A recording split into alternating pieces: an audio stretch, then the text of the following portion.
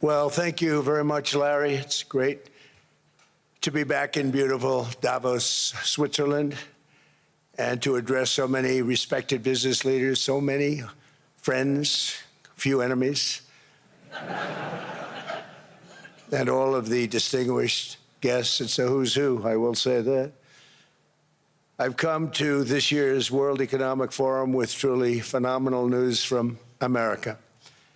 Yesterday marked the one-year anniversary of my inauguration, and today, after 12 months back in the White House, our economy is booming, growth is exploding, productivity is surging, investment is soaring, incomes are rising, inflation has been defeated, our previously open and dangerous border is closed and virtually impenetrable. And the United States is in the midst of the fastest and most dramatic economic turnaround in our country's history. Under the Biden administration, America was plagued by the nightmare of stagflation, meaning low growth and high inflation, a recipe for misery, failure, and decline. But now, after just 1 year of my policies, we are witnessing the exact opposite. Virtually no inflation and extraordinarily high economic growth. Growth like I believe you'll see very shortly our country has never seen before, perhaps no country has ever seen before. Over the past 3 months, core inflation has been just 1.6%. Meanwhile, fourth quarter growth is projected to be 5.4%, far greater than anybody other than myself and a few others had predicted. Since the election, the stock market has set 52 all-time high records.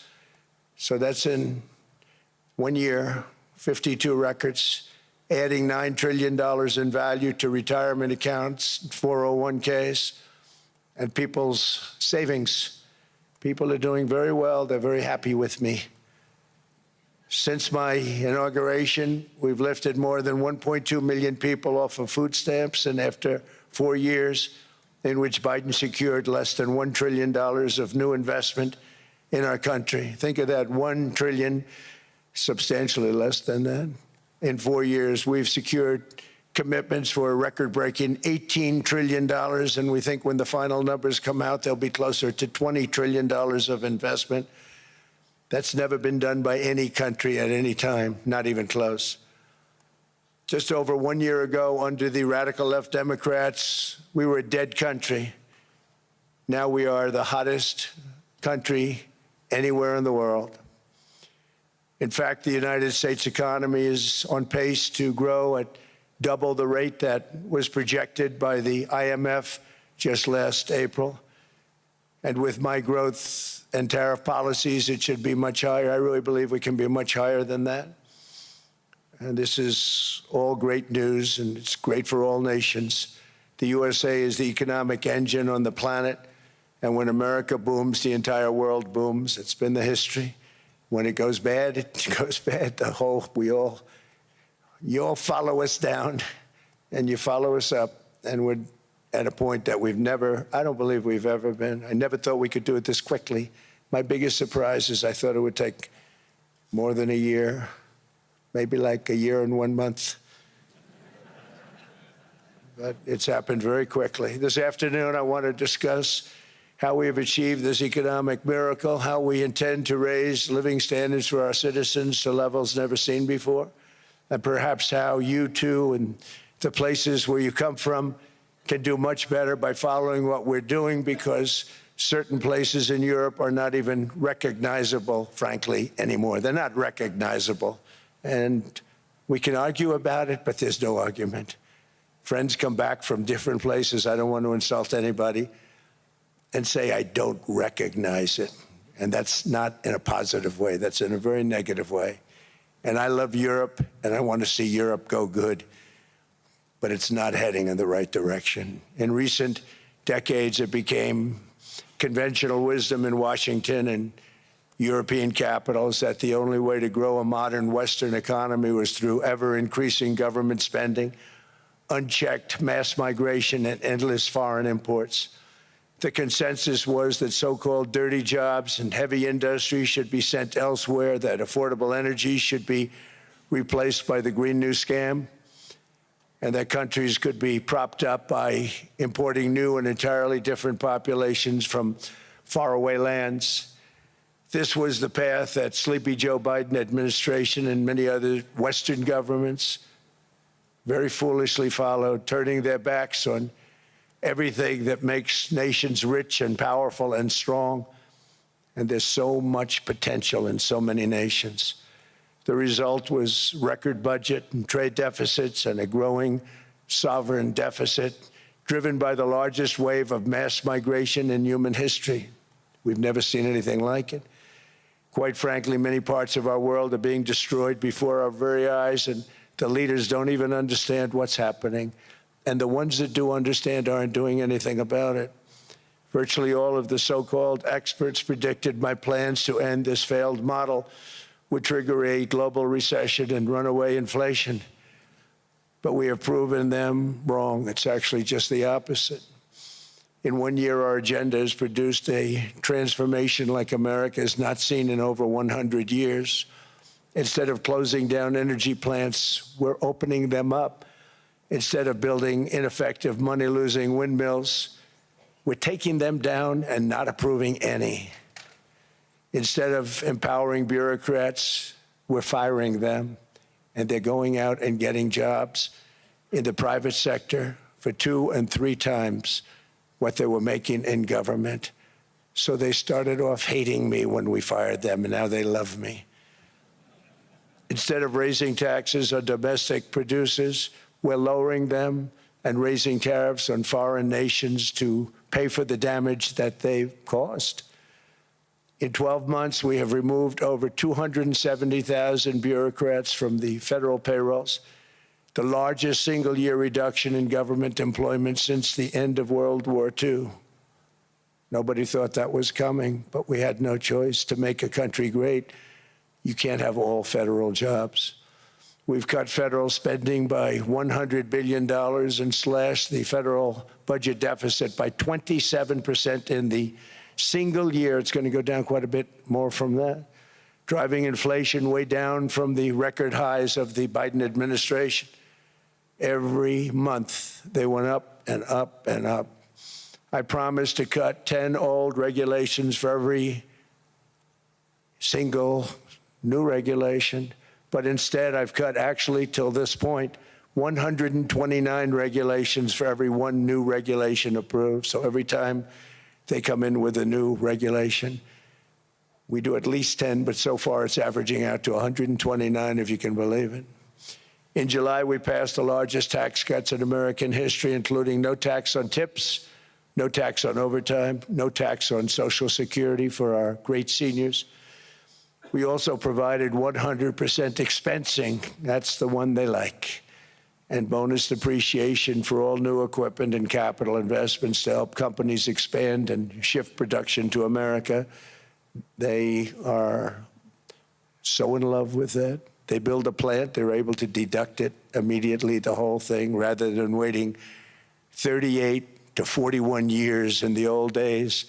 This is a miracle taking place. Nobody thought it would ever be done by any country, but it's done by us.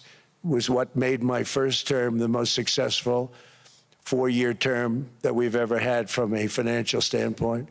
And now we've upped it. This is a 10-year program, not a 1-year program, but you're allowed to deduct everything in 1 year. It used to be 38 to 41 years.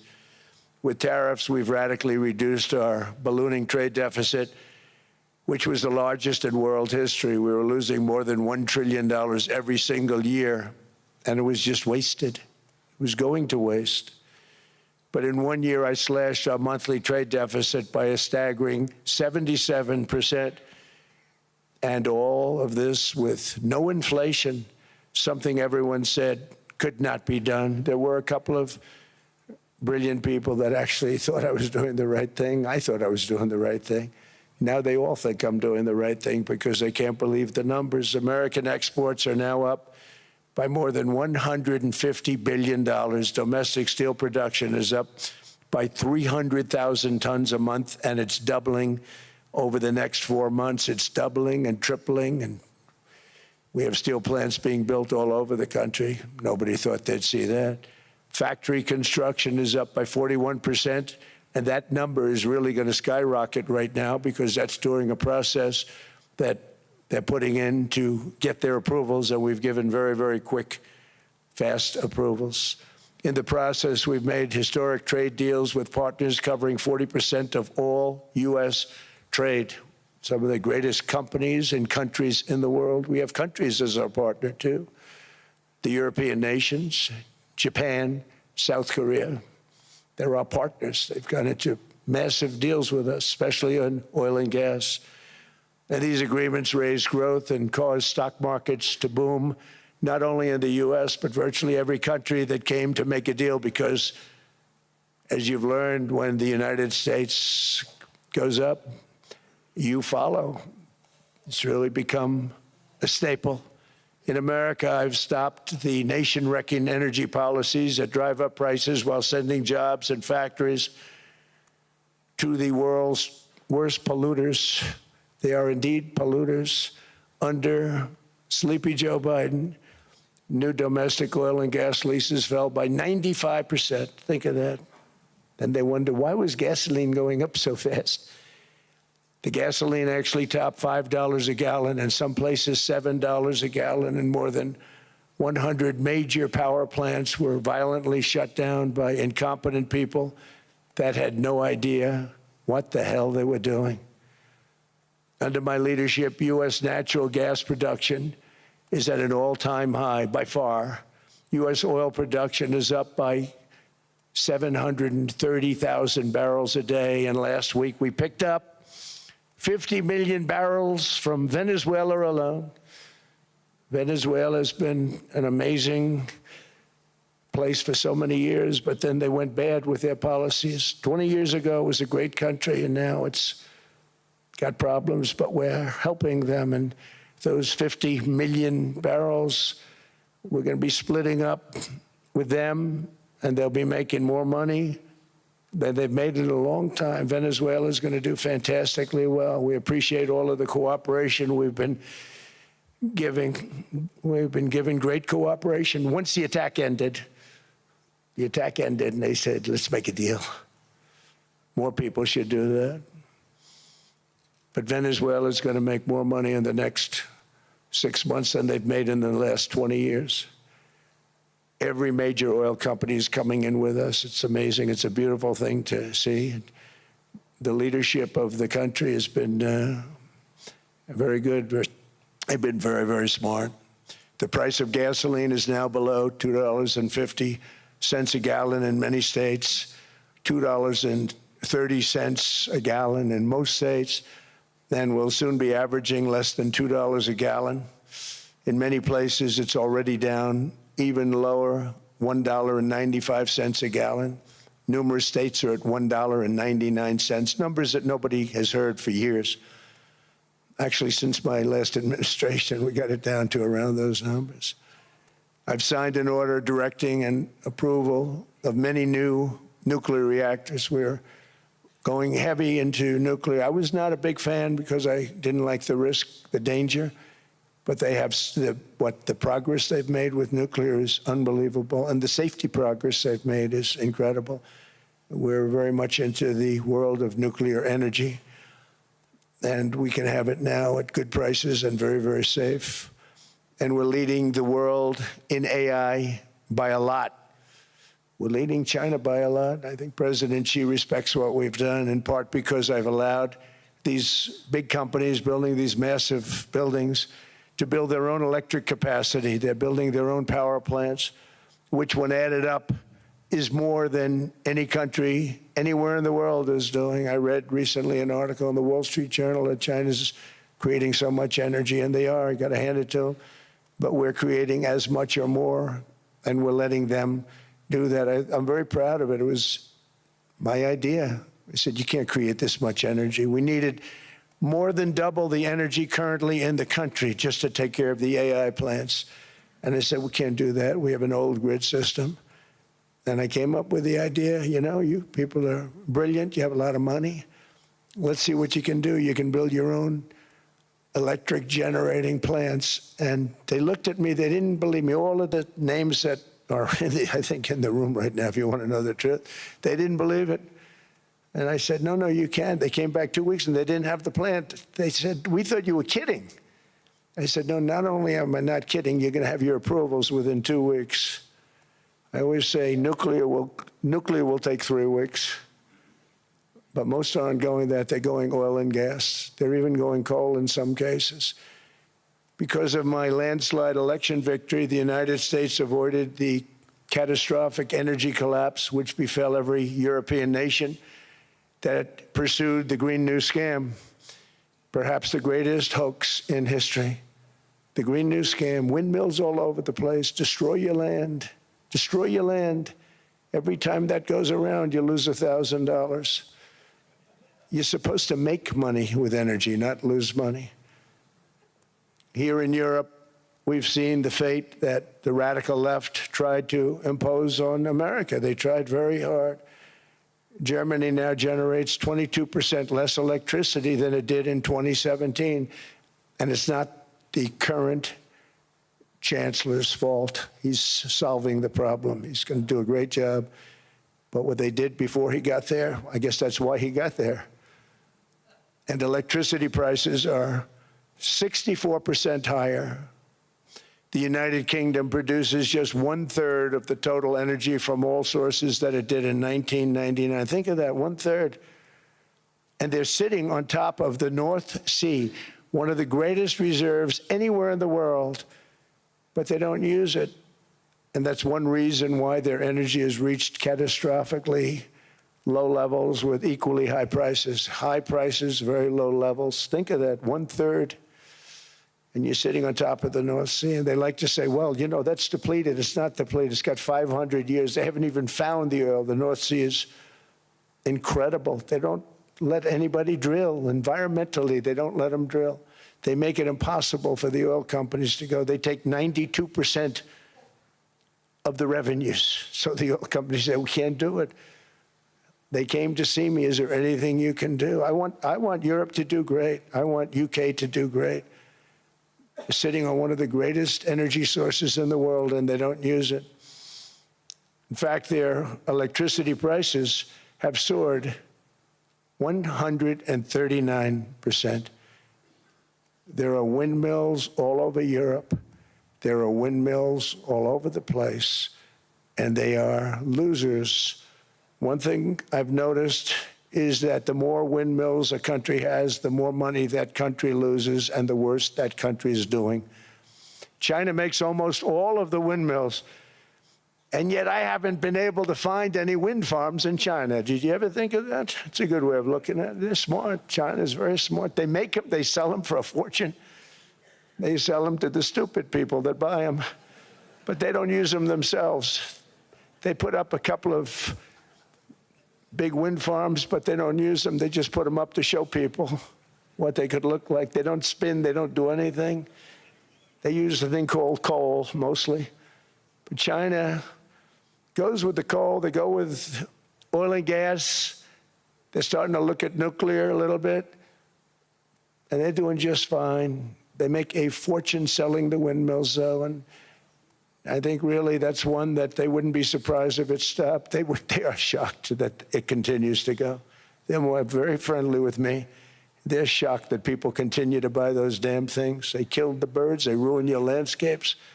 Other than that, I think they're fabulous, by the way. Stupid people buy them. The consequences of such destructive policies have been stark, including lower economic growth, lower standards of living, lower birth rates, more socially disruptive migration, more vulnerability to hostile foreign adversaries, and much, much smaller militaries. The United States cares greatly about the people of Europe. We really do. I mean, look, I am derived from Europe. Scotland and Germany, 100% Scotland, my mother, 100% German, my father. And we believe deeply in the bonds we share with Europe. as a civilization. I want to see it do great.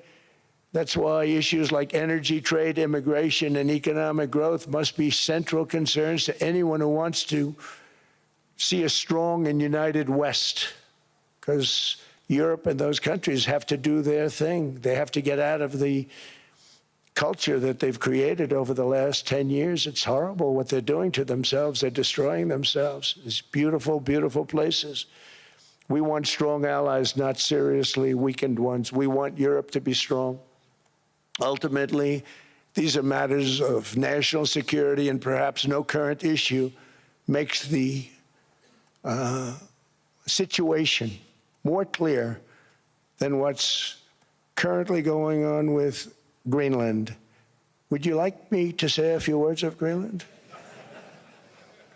I was going to leave it out of the speech, but I think I would have been reviewed very negatively. I have tremendous respect for both the people of Greenland and the people of Denmark, tremendous respect. But every NATO ally has an obligation to be able to defend their own territory. And the fact is, no nation or group of nations is in any position to be able to secure Greenland other than the United States. We're a great power, much greater than people even understand. I think they found that out 2 weeks ago in Venezuela. We saw this in World War II, when Denmark fell to Germany after just 6 hours of fighting and was totally unable to defend either itself or Greenland. So the United States was then compelled, we did it, we felt an obligation to do it, to send our own forces to hold the Greenland territory, and hold it we did at great cost and expense. They didn't have a chance of getting on it, and they tried. Denmark knows that. We literally set up bases on Greenland for Denmark. We fought for Denmark. We weren't fighting for anyone else. We were fighting to save it for Denmark. Big, beautiful piece of ice. It's hard to call it land. It's a big piece of ice. But we saved Greenland and successfully prevented our enemies from gaining a foothold in our hemisphere. So we did it for ourselves also. And then after the war, which we won it big. Without us, right now you'd all be speaking German and a little Japanese, perhaps. After the war, we gave Greenland back to Denmark. How stupid were we to do that? But we did it. But we gave it back. But how ungrateful are they now? So now our country and the world face much greater risks than it did ever before because of missiles, because of nuclear, because of weapons of warfare that I can't even talk about. 2 weeks ago, they saw weapons that nobody ever heard of. They weren't able to fire one shot at us. They said, what happened? Everything was discombobulated. They said, we've got them in our sights. Press the trigger, and nothing happened. No anti-aircraft missiles went up. There was one that went up about 30 feet and crashed down right next to the people that sent it. They said, what the hell is going on? Those defensive systems were made by Russia and by China. So they're going to go back to the drawing boards, I guess. Greenland is a vast, almost entirely uninhabited and undeveloped territory that's sitting undefended in a key strategic location between the United States, Russia, and China. That's exactly where it is, right smack in the middle. Wasn't important nearly when we gave it back. You know, when we gave it back, it wasn't the same as it is now. It's not important for any other reason, you know, everyone talks about the minerals. There's so many places. There's no rare earth, no such thing as rare earth. There's rare processing, but there's so much rare earth. And to get to this rare earth, you got to go through hundreds of feet of ice. That's not the reason we need it. We need it for strategic national security and international security. This enormous unsecured island is actually part of North America, on the northern frontier of the Western Hemisphere. That's our territory. It is therefore a core national security interest of the United States of America. And in fact, it's been our policy for hundreds of years to prevent outside threats from entering our hemisphere, and we've done it very successfully. We've never been stronger than we are now. That's why American presidents have sought to purchase Greenland for nearly 2 centuries. You know, for 2 centuries they've been trying to do it. They should have kept it after World War II, but they had a different president. That's all right. People think differently. Much more necessary now than it was at that time, however. In 2019, Denmark said that they would spend over $200 million to strengthen Greenland's defenses. But as you know, they spent less than 1% of that amount. 1%. There's no sign of Denmark there. And I say that with great respect for Denmark, whose people I love, whose leaders are very good. It's the United States alone that can protect this giant mass of land, this giant piece of ice, develop it and improve it and make it so that it's good for Europe and safe for Europe and good for us. And that's the reason I'm seeking immediate negotiations to once again discuss the acquisition of Greenland by the United States, just as we have acquired many other territories throughout our history, as many of the European nations have. They've acquired, there's nothing wrong with it. Many of them, some went in reverse, actually, if you look. Some had great, vast wealth, great, vast lands all over the world. They went in reverse. They're stuck back where they started. That happens too. But some grow. But this would not be a threat to NATO. This would greatly enhance the security of the entire alliance, the NATO alliance. The United States is treated very unfairly by NATO. I want to tell you that. And when you think about it, nobody can dispute it. We give so much and we get so little in return. And I've been a critic of NATO for many years. And yet I've done more to help NATO than any other president by far, than any other person. You wouldn't have NATO if I didn't get involved in my first term. The war with Ukraine is an example. We are thousands of miles away, separated by a giant ocean.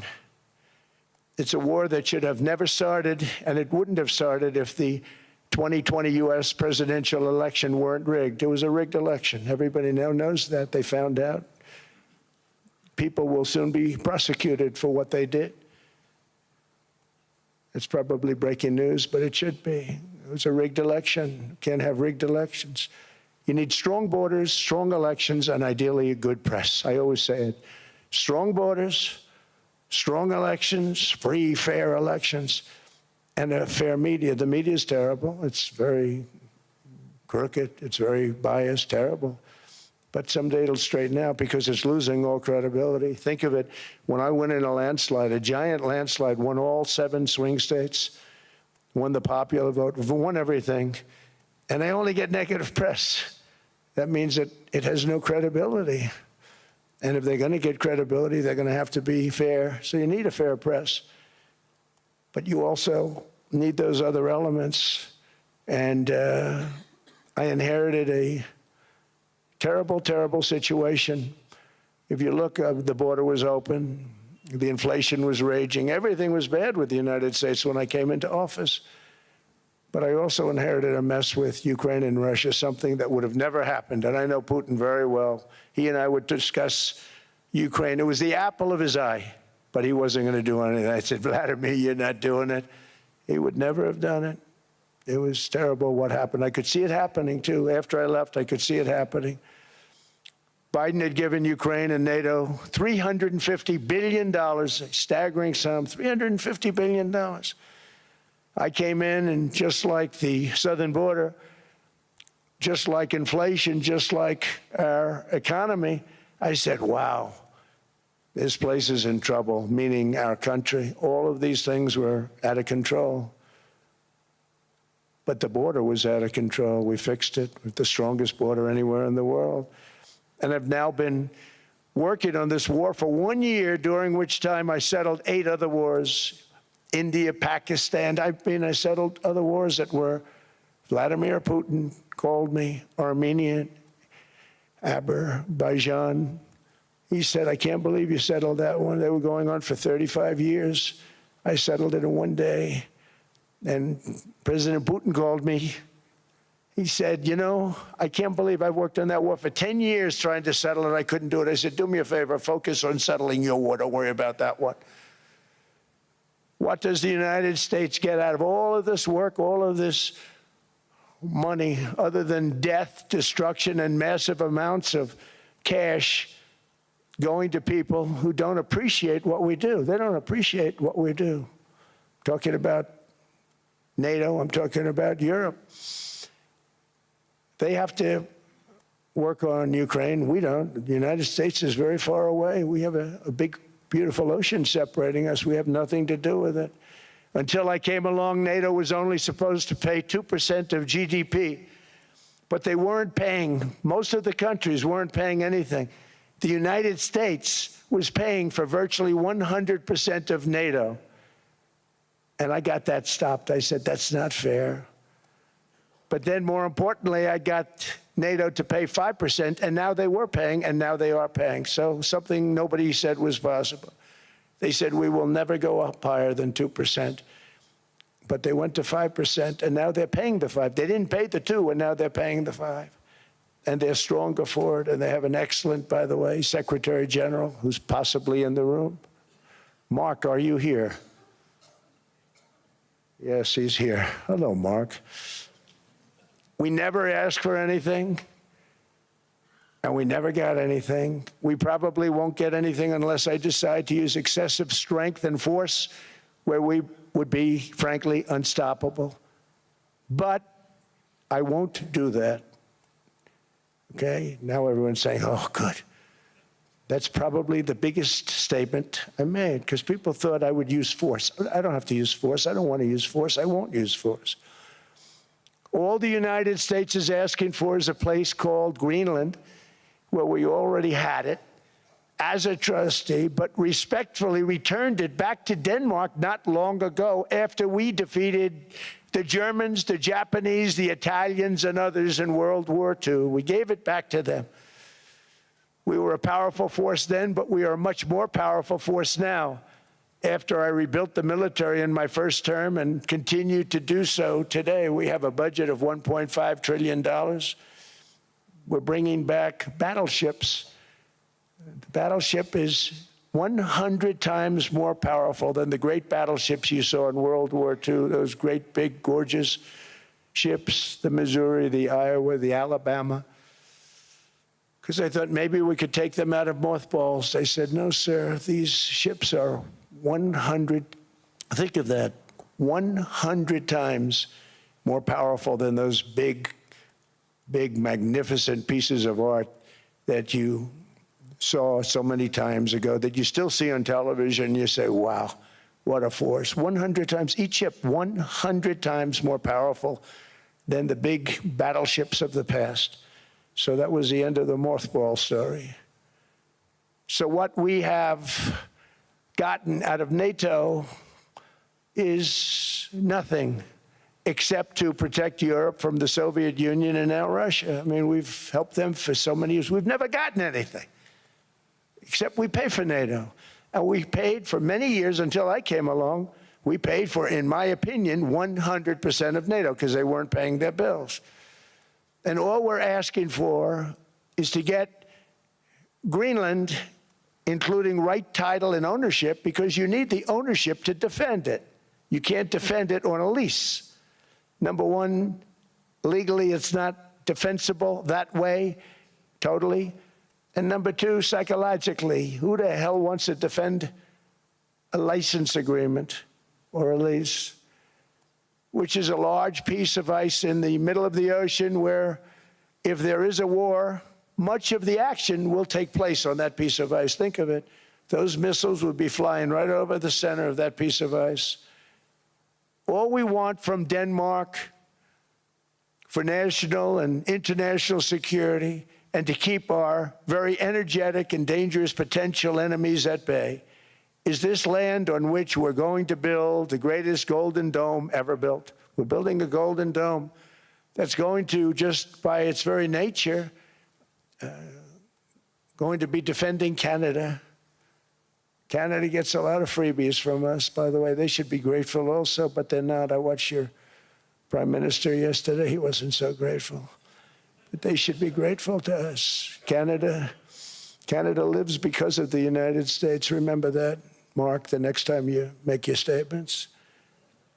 What we did for Israel was amazing, but that's nothing compared to what we have planned for the United States, Canada, and the rest of the world. We are going to build a dome like no other. We did it for Israel. And by the way, I told Bibi, stop taking credit for the dome. That's our technology. That's our stuff. But they had a lot of courage, and they were good fighters, and they did a good job, and we wiped out the Iran nuclear threat like nobody can believe. Nobody's ever seen anything like it. That, Venezuela, taking down Soleimani, wiping out al-Baghdadi when he tried to reinstitute ISIS. We did a lot. I did a lot of big things, all perfectly executed. Everyone was perfectly executed. Somebody told me that, a military expert told me, sir, everything you've done has been perfectly executed. I said, I know. So other presidents have spent, whether foolishly or not, trillions and trillions of dollars on NATO and gotten absolutely nothing in return. We've never asked for anything. It's always a one-way street. Now they want us to help them with Ukraine. And let me say, we're going to. I'm really helping, not even them. I want to see, last week, if you saw, it was 10,000 soldiers, but last month it was 31,000 soldiers died. 31,000. That's this room times, the number of people in this room times 30. Think of it. 30,000 soldiers died in 1 month. The month before it was 27,000. The month before that it was 28,000. The month before that it was 25,000. It's a bloodbath over there. And that's what I want to stop. It doesn't help the United States, but these are souls. These are young people. Look like you, look like some of you right in the front row. They go to war. Their parents are so proud. Oh, there he goes, comes back. 2 weeks later, they get a call, your son's head's been blown off. I want to stop it. It's a horrible war. It's the worst since World War II. They keep going, they'll exceed World War II. The numbers are staggering, how many people they've lost. They don't want to talk about it. Ukraine and Russia lost just tremendous amounts. And I'm dealing with President Putin, and he wants to make a deal, I believe. I'm dealing with President Zelensky, and I think he wants to make a deal. I'm meeting him today. He might be in the audience right now. But they got to get that war stopped because too many people are dying, needlessly dying. Too many souls are being lost. It's the only reason I'm interested in doing it. But in doing it, I'm helping Europe, I'm helping NATO, and I've until the last few days when I told them about Iceland, they loved me. They called me daddy, right, last time. A very smart man said, he's our daddy. He's running it. I was like running it. I went from running it to being a terrible human being. But now what I'm asking for is a piece of ice, cold and poorly located, that can play a vital role in world peace and world protection. It's a very small ask compared to what we have given them for many, many decades. But the problem with NATO is that we'll be there for them 100%. But I'm not sure that they'd be there for us. If we gave them the call, gentlemen, we are being attacked. We're under attack by such and such a nation. I know them all very well. I'm not sure that they'd be there. I know we'd be there for them. I don't know that they'd be there for us. So with all of the money we expend, with all of the blood, sweat, and tears, I don't know that they'd be there for us. They're not there for us on Iceland, that I can tell you. I mean, our stock market took the first dip yesterday because of Iceland. So Iceland's already cost us a lot of money. But that dip is peanuts compared to what it's gone up. And we have an unbelievable future in that stock. That stock market is going to be doubled. We're going to hit 50,000, and that stock market's going to double in a relatively short period of time. because of everything that's happening. But this is a good example. After giving NATO and European nations trillions and trillions of dollars in defense, they buy our weapons. We make the greatest weapons in the world, but now we're going to make them faster, much faster. You saw that. I put a cap on the salaries, and I put no buybacks, no stock buybacks, no various other things that they were doing. I mean, they were making $50 million, but it would take them 3 years to give you a Patriot missile. I said, that's not good. My chauffeur can do a better job than that, and he makes slightly less than 50. They make big salaries. If they're going to make those big salaries, they're going to have to produce a lot faster. The good news is we have the greatest equipment in the world. Now we're going to start making it a lot faster. They're going to build additional plants. And all of the money that goes into stock buybacks is going to go into building plants. We're not allowing stock buybacks by defense companies any longer. They're going to build new plants to make Tomahawks, Patriots. We have the best equipment, F-35s, F-47, the new one just coming out. They say it's the most devastating plane, fighter jet ever. Who knows? They called it 47. If I don't like it, I'm going to take the 47 off it. I wonder why they called it 47. We'll have to think about that. But if I don't like it, I'm going to take that 47 off. But it's supposed to be the Stage 6. It's supposed to be the first Stage 6 plane, undetectable, like our B-2 bombers were undetectable. They flew right over Iran. They were undetectable. And they did their job, and they got the hell out of there. So we want a piece of ice for world protection, and they won't give it. We've never asked for anything else, and we could have kept that piece of land, and we didn't. So they have a choice. You can say yes, and we will be very appreciative, or you can say no, and we will remember. A strong and secure America means a strong NATO, and that's one reason why I'm working every day to ensure our military is very powerful, our borders are very strong, and above all, our economy is strong, because national security requires economic security and economic prosperity, and we have the greatest that we've ever had. Biden and his allies destroyed our economy and gave us perhaps the worst inflation in American history. They say 48 years, I say forever, but I think 48 years is the equivalent to forever. Whether it's 48 years or ever, it's terrible, costing the typical family $33,000. What they did to this country should never, ever be forgotten. It's early, but he has to be rated as the worst president we've ever had by far. The auto pen did much of the damage. The auto pen, he was the auto pen president, because I don't believe a sane president would have ever signed the kind of things that he signed.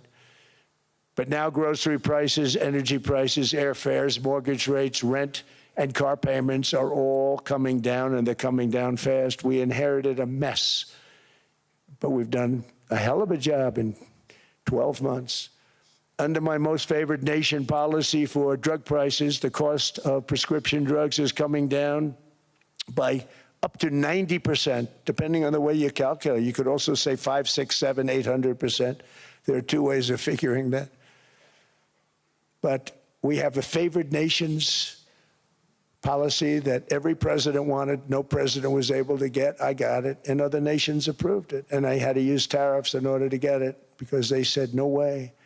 In other words, a pill that costs 10% in London costs $130.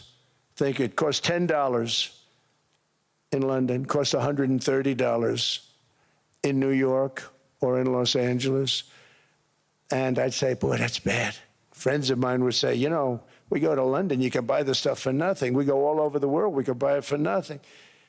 Because basically America was subsidizing every nation in the world, because presidents allowed them to get away with it. It became very tough. So when I called up Emmanuel Macron, I watched him yesterday with those beautiful sunglasses. What the hell happened? But I watched him sort of be tough.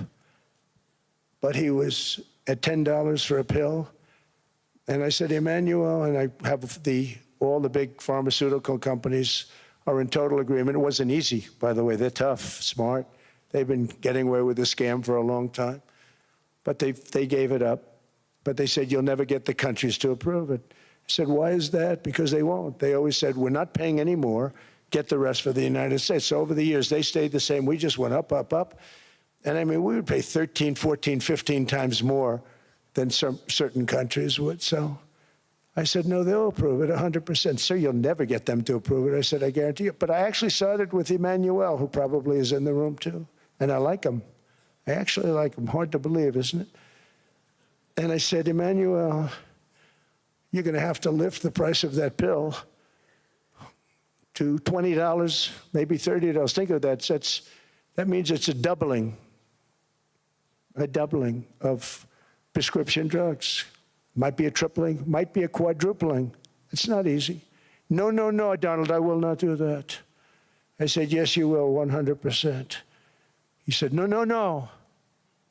You're asking me to double. I said, Emmanuel, you've been taking advantage of the United States for 30 years with prescription drugs. You really should do it, and you will do it. I have no doubt. In fact, I am 100% sure you're going to. No, no, no, I will not do it. Because yes, in all fairness to him, he has to double or triple. Because the world being a bigger place than the United States, it's not that you meet in the middle. You just have to go up some, and we come down a lot. They go up a little, we come down a lot. So we're at $130, they're at 10. So they may have to go to 20 or 30. No more than that. I said, Emmanuel, you're going to be doubling or tripling? No, no, no. I said, here's the story, Emmanuel. The answer is you're going to do it. You're going to do it fast. And if you don't, I'm putting a 25% tariff on everything that you sell into the United States and a 100% tariff on your wines and champagnes. And that's about 10 times more than what I'm requesting. And you're going to do it. I don't want to go public with it, but you may make me do that. No, no, Donald, I will do it. I will do it. It took me, on average, 3 minutes a country, saying the same thing. You will do it. They all said, no, no, no, I will not do it. You're asking me to double the cost of prescription. I said, that's right, because you've been screwing us for 30 years. And they said, we will not do it. I said, that's all right. On Monday morning, we're putting a 25, 30, 50. I gave different numbers for different countries. This is also national security we're talking about. Not fair. We're not going to subsidize the whole world. And every one of those countries have agreed to do it. So one of the biggest things that I've done is the fact that we have now most favored nation. We will pay whatever the lowest price is in the entire world. So our drug prices are going to be coming down by staggering 90%. Again, you could say 1,000%, 2,000%. Depends on the way you want to figure it, but we'll go with the way the fake news likes it better because it sounds, can you imagine a 90% reduction sounds much worse. But drug prices are going to be coming down tremendously in all the nations, and I appreciate them doing it, but they did it. In all fairness, without tariffs, I wouldn't have been able to get it done. After declining $3,000 under Biden, real incomes are up in the United States by $2,000, $3,000, and even $5,000 and more. Home ownership has always been a symbol of health and vigor of American society, but that goal fell out of reach for millions and millions of people in the Biden era because interest rates went up so high. Today, I'm taking action to bring back this bedrock of the American dream. In recent years, Wall Street giants and institutional investment firms, many of you are here, many of you are good friends of mine, many of you are supporters. Sorry to do this to you, I'm so sorry. But you've driven up housing prices by purchasing hundreds of thousands of single-family homes, and it's been a great investment for them. Often as much as 10% of houses on the market. You know, the crazy thing is a person can't get depreciation on a house, but when a corporation buys it, they get depreciation. Okay, that's something we're going to have to think about, too. I don't know if too many people think about that.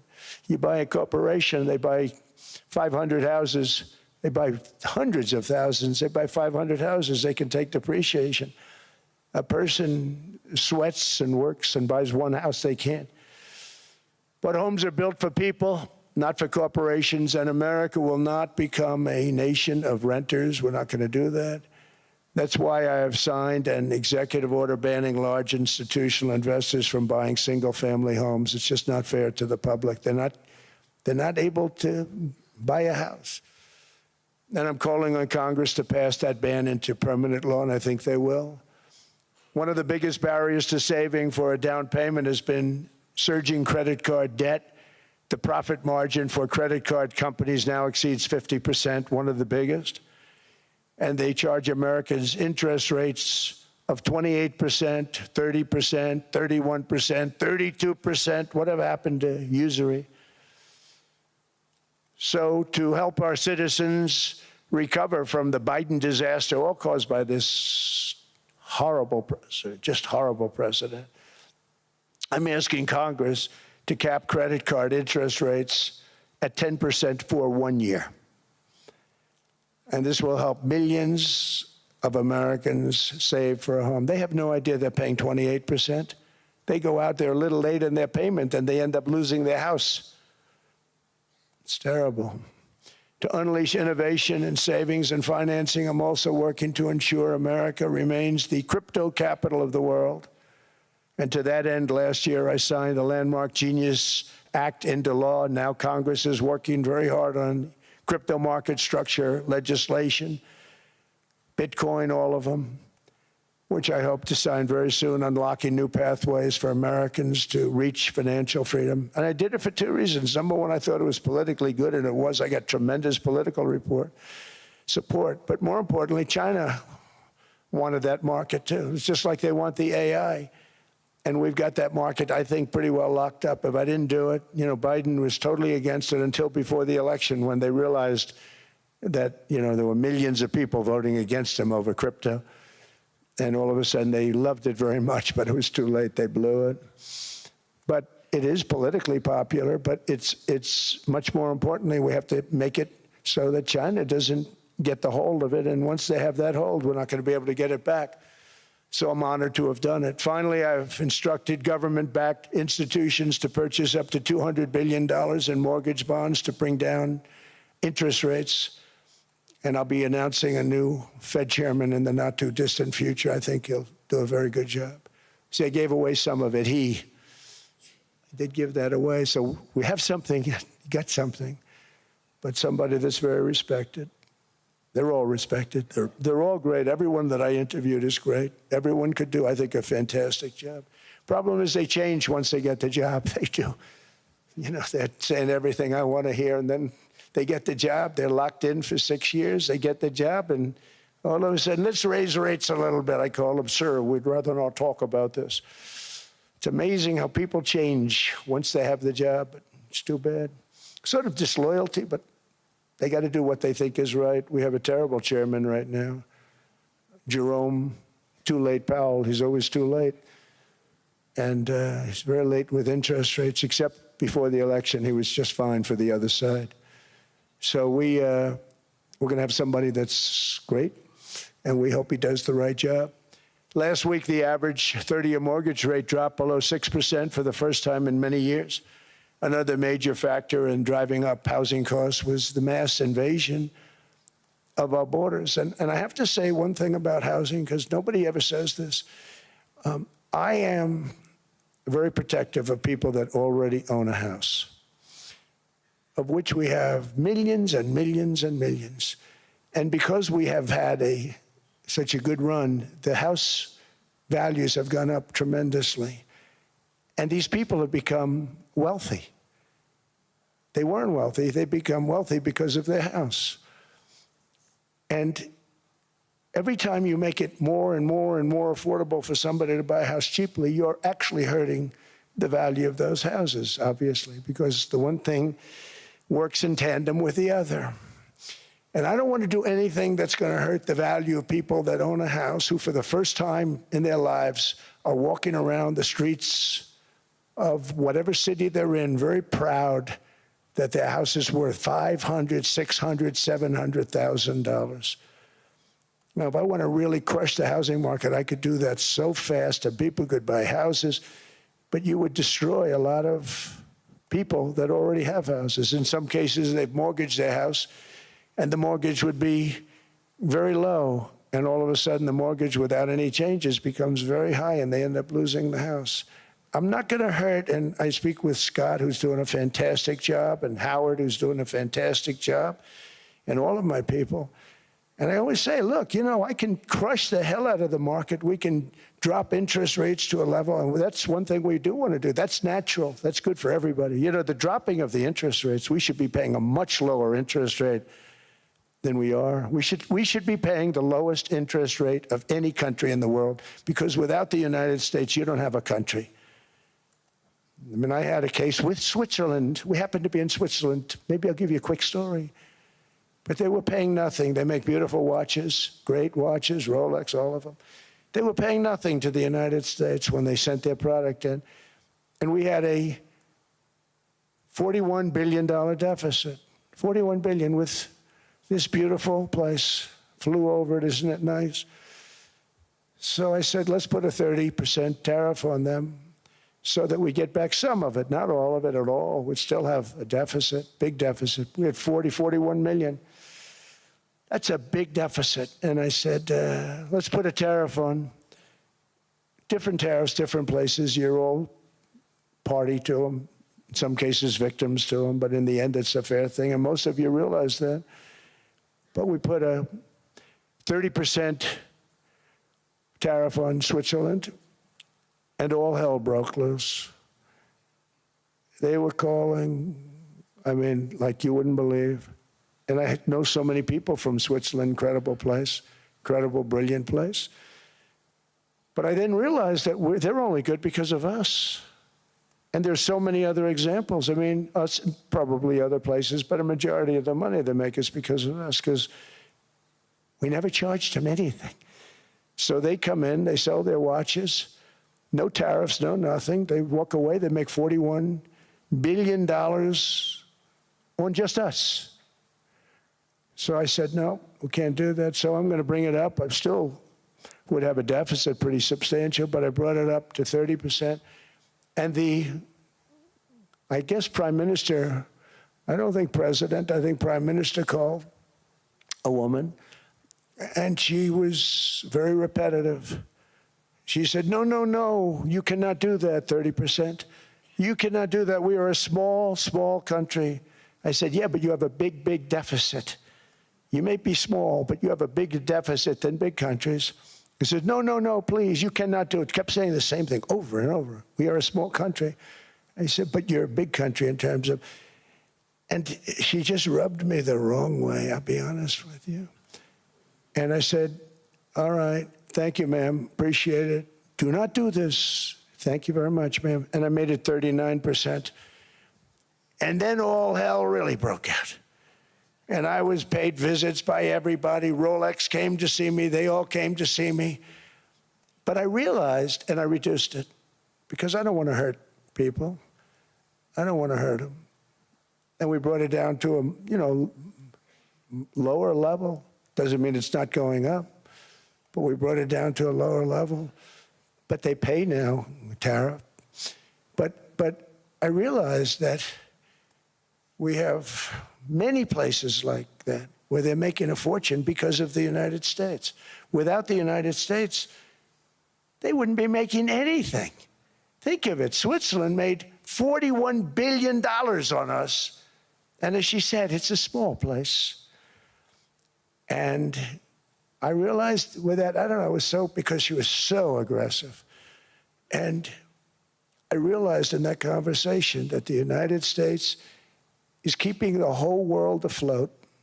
Many places, I could give you 6, 7 places just in the people in this little area. I know every one of them. They're sort of, they're looking down. They don't want to see me. They don't want to stare me in the eyes. But they're taking advantage of, everybody took advantage of the United States. But I've been very fair, and I gave them a tariff, and it was fine. But I realized that without us, it's not Switzerland anymore. Without us, it's not any of the countries that are represented here. And we want to work with the countries. We want to work with them. We're not looking to destroy them. I could have said 39, 40%. I could have said I want a 70% tariff, then we make money with Switzerland. But Switzerland would have been probably destroyed, financially destroyed. I don't want to do that. But we should be paying the lowest interest rate of everybody. I hope Scott's listening to this, because we should be paying the lowest interest rate of everybody. Without us, most of the countries don't even work. And then you have the protection factor. Without our military, which is the greatest in the world by far, without our military, you have threats that you wouldn't believe. You wouldn't believe. You don't have threats because of us, and that's because of NATO. One other thing, and I have to say it so importantly, in the old days, and I used to say I'm the youngest in the room. Now I'm among the older. I hate to say it. I don't feel old, but I'm among the older. But I remember not long ago, 20, 25 years ago, when good news came out about, let's say, the United States. The United States had a great quarter. The United States had a great month. All the stocks went up. And that's the way it's supposed to be. Now when they say the United States had a record quarter, it's unbelievable how well it's doing, all the stocks crash because they say, oh no, inflation, inflation, they're going to raise interest rates. And they do. Some of these stupid people like Powell, they raise interest rates. And what they do is they stop you from being successful. It used to be when we had a great quarter, a great month, great earnings, great anything, any good news, the stock market went up. That's the way it's going to be. We got to do that again, because that's the way it should be. Now when we have a great month, they want to kill it. Like we did over 5%. People were surprised. We should do 20%. We could do 25%. When we announce good numbers, and the reason is they're so petrified of inflation. And growth doesn't mean inflation. We've had tremendous growth with very low inflation. In fact, growth can fight inflation, proper growth. So we want to get back to the days when we announce great numbers, because we're going to be announcing phenomenal. You know, all these factories that are being built at record, thousands of businesses are being built right now. Remember, $18 trillion is invested. I think the second number is 3, and that was China many years ago. Investments in the country from outside. 18 trillion, nobody's ever seen. And that's money coming in and building things, factories. Thousands of businesses are being built, thousands. Hundreds of big factories, car plants are moving back to the United States. They're coming in from Canada, they're coming in from Mexico, from Japan. Japan's coming in and building plants here in order to avoid tariffs. They're coming in from China, they're coming in from all over the world. We have more plants being built now, car plants, than we've ever had built, even in the heyday from the 1940s and 50s. And they're bigger. They don't use renovations anymore where they take an old plant, they rip it down, they build a brand new plant, super modern plant. But it's happening at levels that nobody's ever seen. In 2024, the U.S.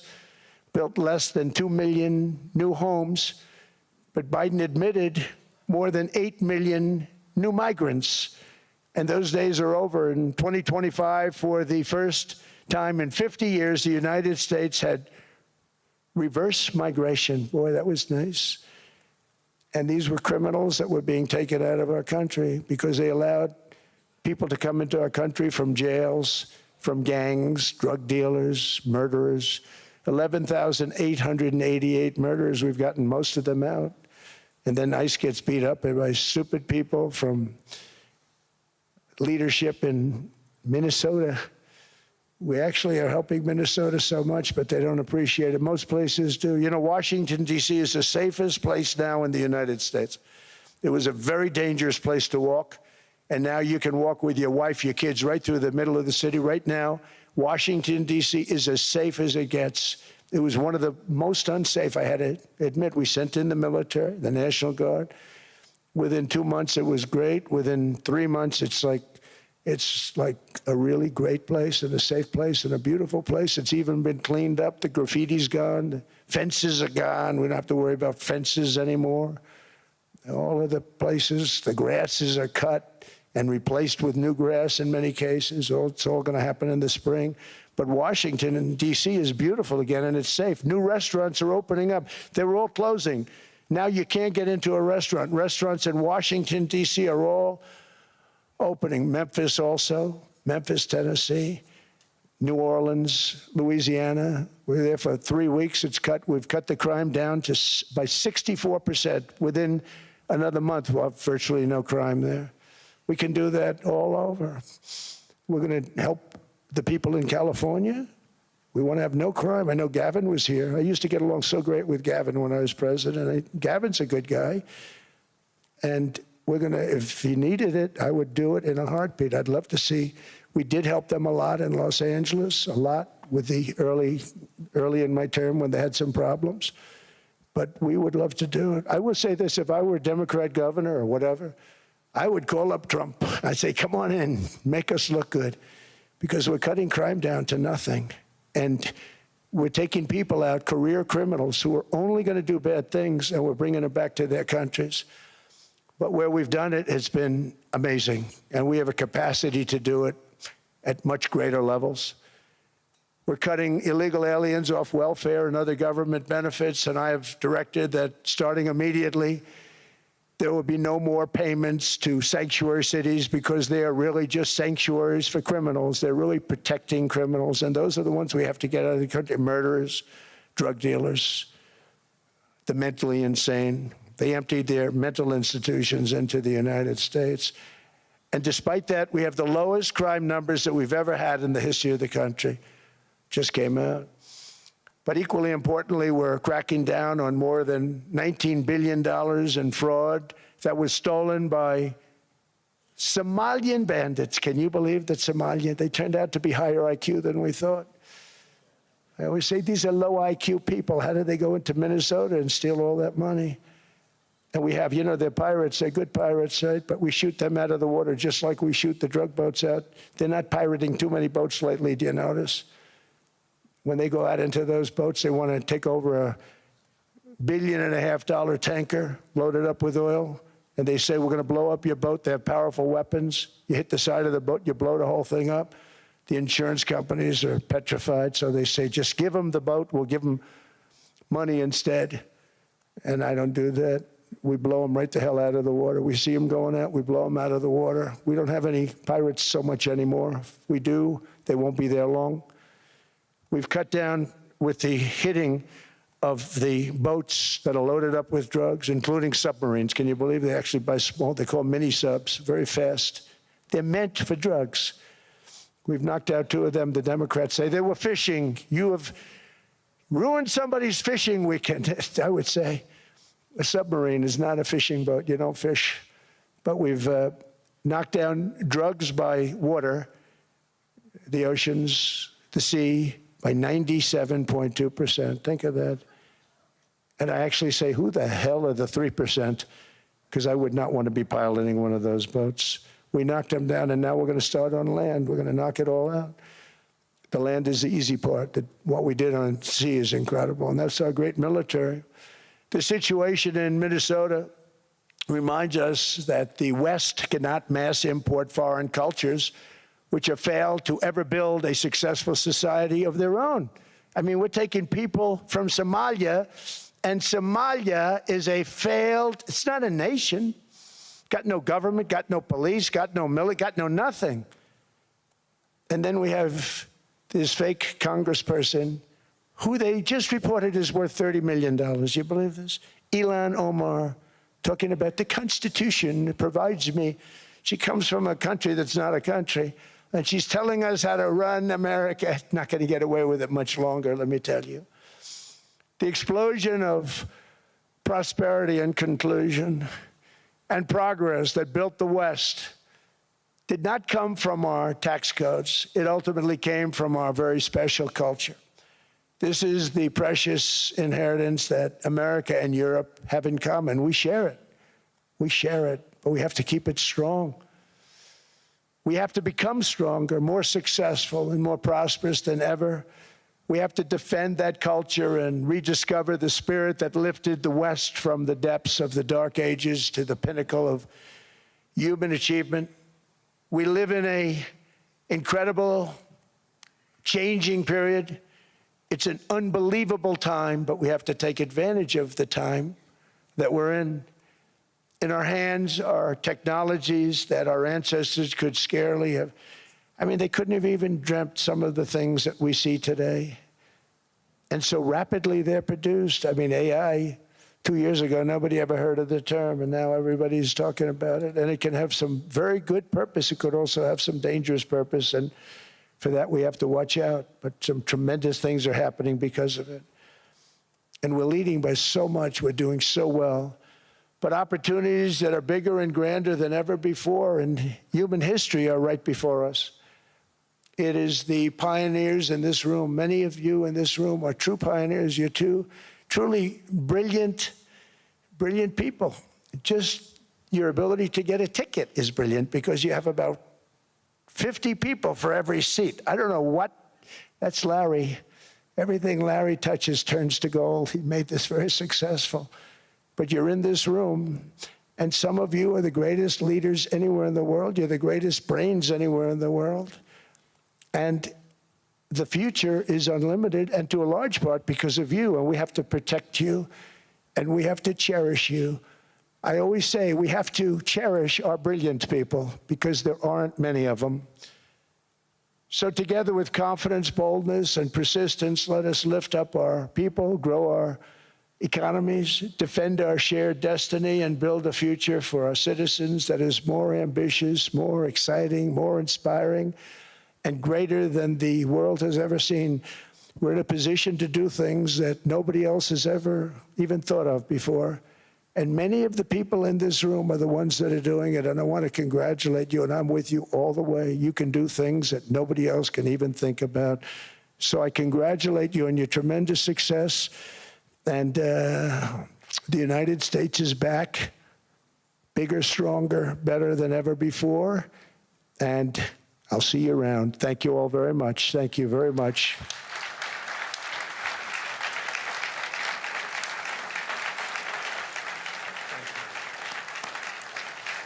Thank you.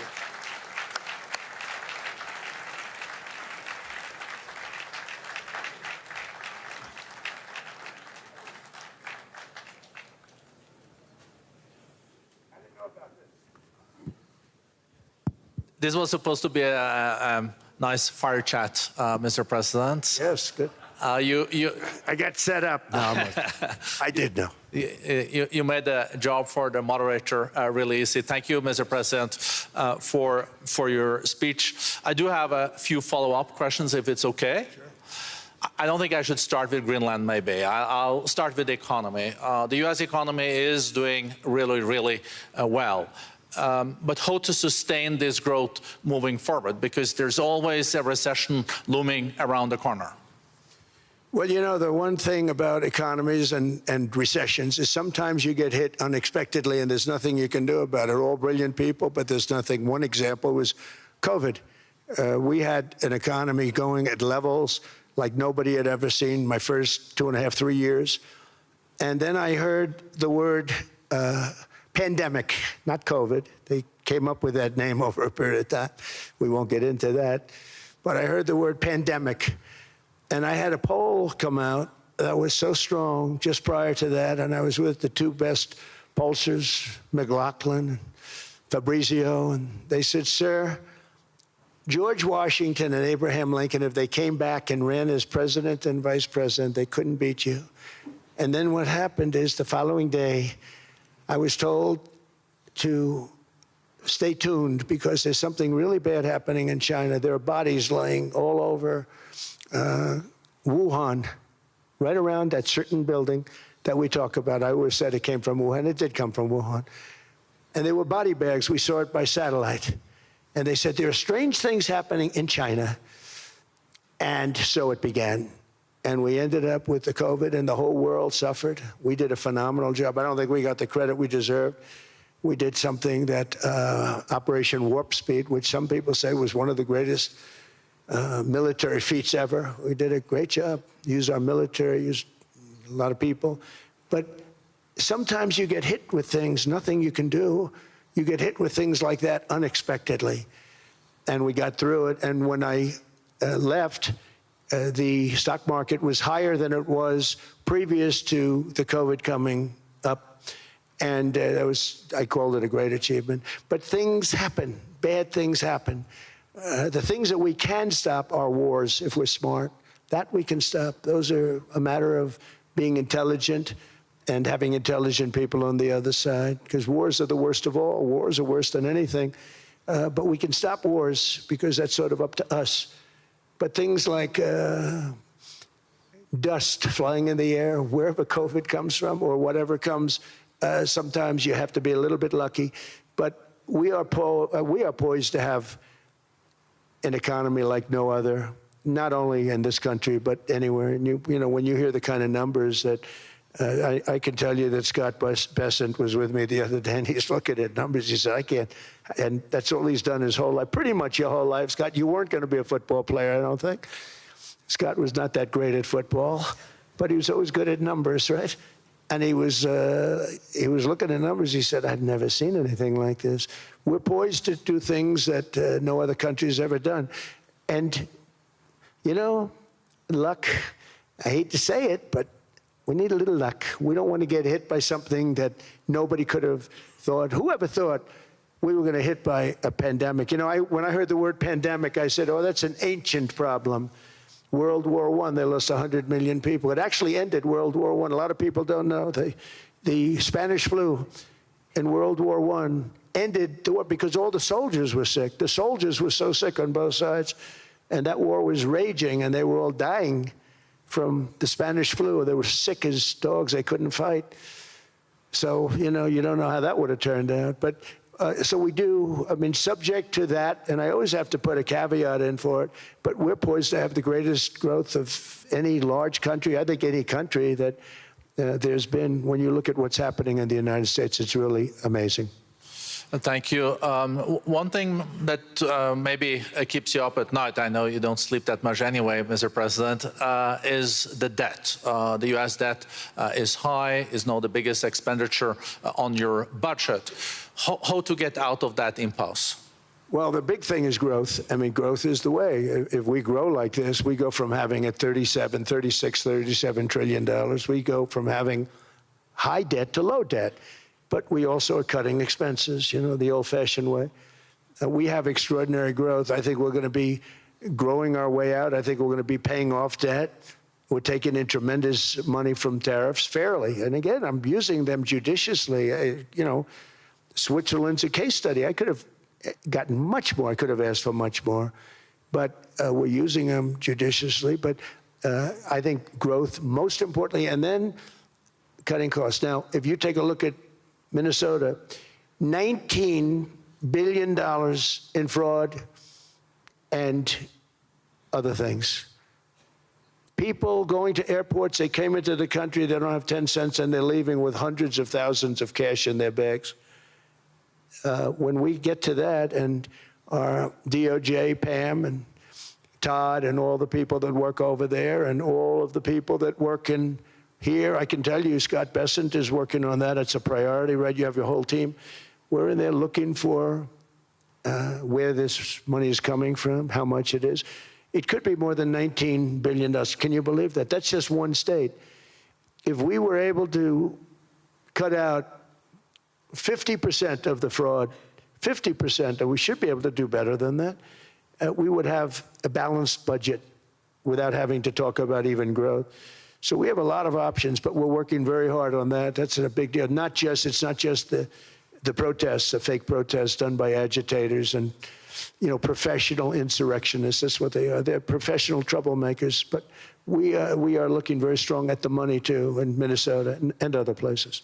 I think, Mr. President, also the $500 billion invested in artificial intelligence and the frontier technologies last year also were driving growth exponentially in the U.S. Well, AI has been a big factor. AI is massive. I mean, Mark Zuckerberg showed me a plant where he put it over a map of Manhattan, and it was basically the size of Manhattan. This is not, I said, you got to be kidding. It's a plant that was miles long, miles wide, very high. I don't think it was as high like the Empire State Building, but it was high. And it literally covered most of the island of Manhattan. That's called a big plant. And, you know, when I heard they're going to spend $50 billion building it, I said, what, you know, if you spend $50 million, you can build a nice little shopping center. If you spend $500 million, you can build a good shopping center. But how do you spend $50 billion? When I looked at this thing, I said, you think you'll be able to do it for that? It's amazing when, you know, some of the plants that I see, and I see them all, and again, so big as we're letting them build their own electric generation. This way we have no problem, and otherwise they'd be complaining. There'd be nobody able to be, you know, we have an old grid system. And not only that, they're going to sell at a very cheap price the excess electricity that they create back into our grid. So that'll solve some problems for certain states that don't have enough electricity. We also know that on the AI, there is fierce competition between the US as the largest economy in the world, 27% of the global GDP and 5% of the global population, not doing that badly, and China. And we know that that competition is very tough on AI. I know you're heading to a state visit to China in April. How do you see the US-China relationship moving forward? Are you able to combine this tough competition with also collaboration? So I've always had a very good relationship with President Xi and with President Putin. Talk about, you know, the larger powers. But I've always had a very good relationship with President Xi of China. He's an incredible man. What he's done is amazing. He's highly respected by everybody. And I do now. I mean, now I have good. It was very severely interrupted by COVID. I used to call it the China virus, but he said, do you think you could use a different name? And I decided to do that, because why should we have a problem over that? But I would do that, and they were. You're a true diplomat, huh? I became a diplomat for the first time. Well, you know who taught me that? Marco Rubio. Marco Rubio. He said, let me teach you about diplomacy. Hey, any guy that gets approved by 100% of the votes, think of it, he got liberal Democrats and radical right Republicans to approve him. He's the only one. The next one was like lost 45 votes, right? But he got all 100 votes voting for him. And at first I wasn't happy about it. I said, wait a minute, I don't like that. And now it turns out that the Democrats probably wish they didn't do that. And Marco has been fantastic. Marco, stand up, please. You have done a great job as Secretary of State. He's going to go down as the best Secretary of State. And Scott, and we have Susie, who's the first female Chief of Staff, and she's the best Chief of Staff, too. And I see Howard Lutnick, who I know spoke, and Howard's fantastic. Some of the deals we're doing are great. And I want to pay particular attention because we have Chris. And Chris, you got up and spoke, I think. He's the #1 oil man in the world, because I was going to put Doug Burgum, who's fantastic. I don't know if Doug's here. Is Doug here? Doug Burgum is fantastic. He said, sir, there's one man better than me. And he introduced me to Chris. And he turns out to be. So we're drilling more oil and gas now than we ever have, by almost double. Is that right, Chris? And on top of it, we get a lot coming out of Venezuela. So anyway, so we're doing great. The country is just doing great. We have great people. Thank you. And I see other people. We have Steve Witkoff. We have Jared. I got so many people. I'm in trouble because when I go back, they're going to be people with long faces. Sir, you didn't introduce me. I got so many people. And we have a lot of the greatest people anywhere in the world. I know them all. So I won't continue because we'd be here all day. Thank you, Mr. President. We also know that you're a deal maker, and then maybe coming back to Greenland and Ukraine. What kind of deal in the end do you see between the U.S. And Denmark? Because, you know, I guess you see it now as a negotiation going on, or? Well, it's costing Denmark hundreds of millions a year to run it. And Denmark's a small country and wonderful people. But, you know, it's very expensive. It's a very big piece of ice. And it's very important. I mean, I don't want to repeat the speech, but it's very important that we use that for national and international security. That can create a power that will make it impossible for the bad guys to do anything against the perceived good ones. And it's a great block for Europe, just like, Denmark was supposed to spend hundreds of millions of dollars. They didn't spend the money. They didn't spend anything, almost. And we'll see what happens. I just say this. NATO has treated the United States of America very unfairly. We never asked for anything. We never got anything. We actually took care of the needs of NATO for years and years, which I felt was always unfair. So I got NATO to pay because they're rich countries. But I think it's time that NATO step up. We're helping them with Ukraine. Without us, I think Putin would have gone all the way. I think we have it. I think that could have been a World War III, if you want to know the truth.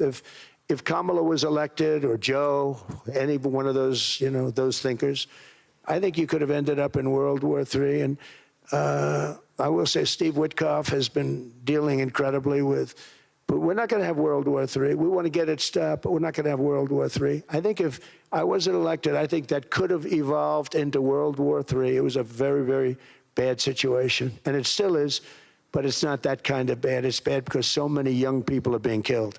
How close do you think there is on an agreement on Ukraine?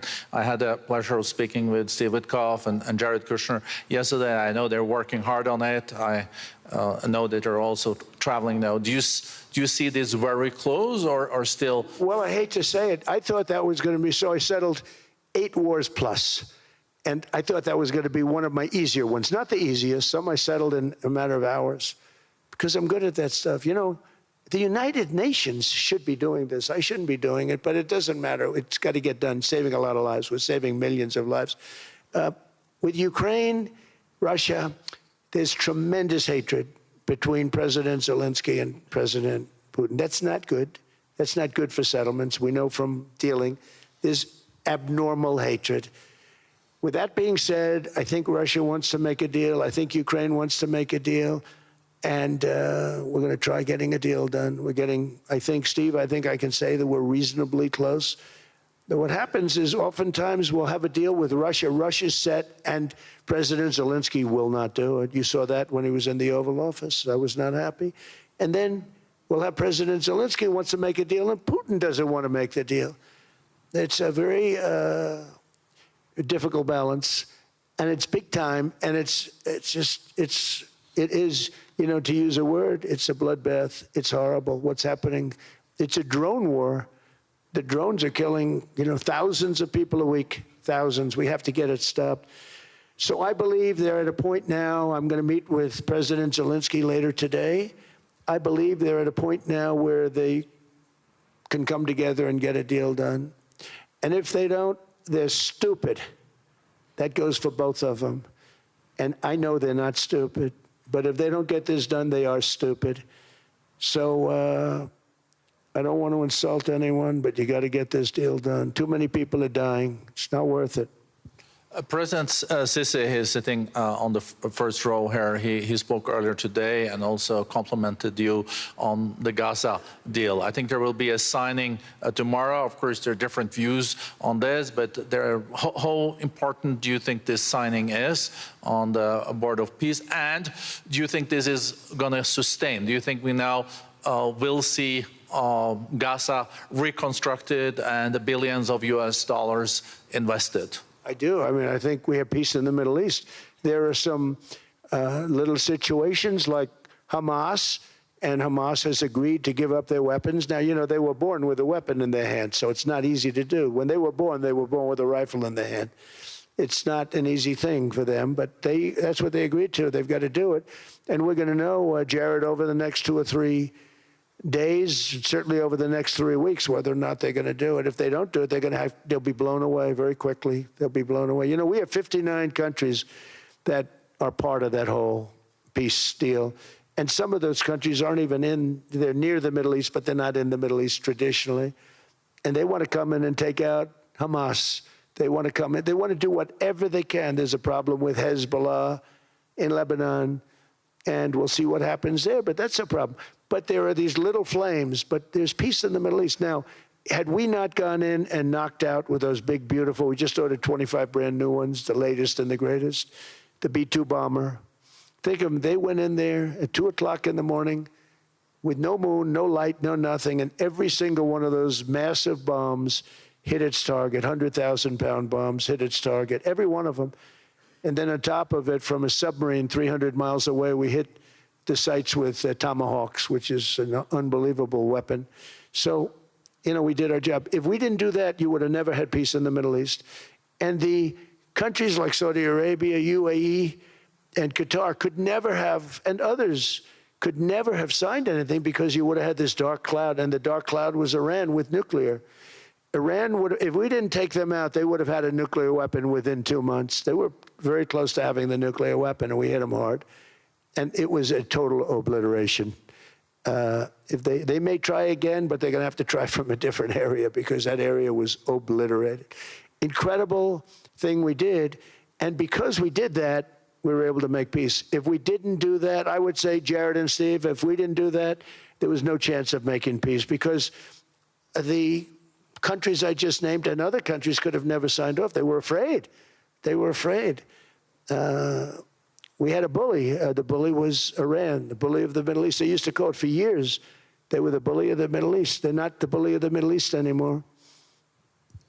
Mr. President, I know you even had to change plane last night, so I guess you didn't have much sleep, but I think but your energy is still there. I know you have several bilateral meetings. I know you're also hosting a reception. So thank you so much for coming back to Davos. Thank you so much. It's highly appreciated. Well, thank you very much. Thank you, everybody, very much. Thank you.